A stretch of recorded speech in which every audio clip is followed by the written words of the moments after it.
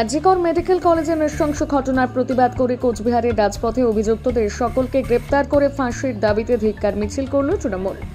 শনিবার দুপুরে কোচবিহারের রাসমেলা মাঠ থেকেই মিছিল বের হয়।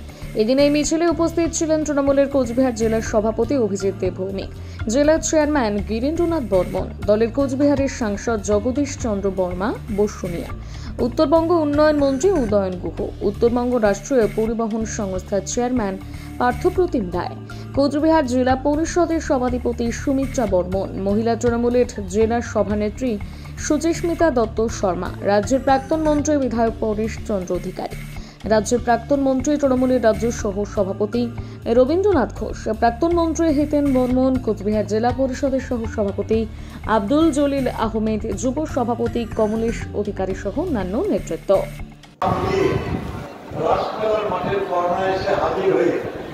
এখান থেকে মিছিল করে সারা শহর পরিক্রমা করলেন, তার জন্য সবাইকে ধন্যবাদ জানাচ্ছি। গত 9 আগস্ট কলকাতার আর্টিকেল হাসপাতালে যে ধর্ষণ কাণ্ড ঘটেছে, সেই ঘটনার তীব্র নিন্দা আমরা সবাই জানাচ্ছি। সবার প্রথমে রাজ্যের মাননীয় মুখ্যমন্ত্রী মমতা ব্যানার্জি এই নারকীয় ঘটনার তীব্র নিন্দা জানিয়েছেন এবং দোষীর ফাঁসি চেয়েছে। ভারতবর্ষের এই প্রথম একজন মুখ্যমন্ত্রী মমতা ব্যানার্জি, যার নাম, তিনি ধর্ষকের মুখ্যমন্ত্রী। কোন প্রধানমন্ত্রী আজ পর্যন্ত ধর্ষকের ফাঁসির দাবি করেনি এবং এই কোচবিহার জেলাতেও 1982 সালে নার্স কর্ণলী দত্ত, কোচবিহার হাসপাতালের নার্স, তিনি ঝড় বৃষ্টির সিপিএম বিজেপি কোন নিন্দা করেননি। কেন করেননি? কারণ তারা তার মধ্যে জড়িয়ে রয়েছে। বক্তব্য বাড়াতে চাইছি না।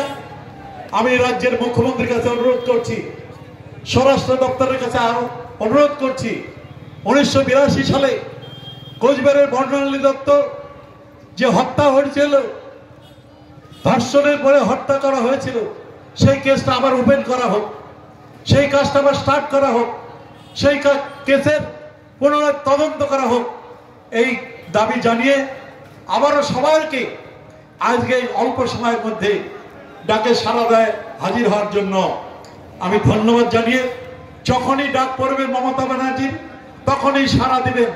মমতা ব্যানার্জির পাশে থাকতে হবে, সাথে থাকতে হবে, অভিষেক ব্যানার্জির পাশে থাকতে হবে, সাথে থাকতে হবে।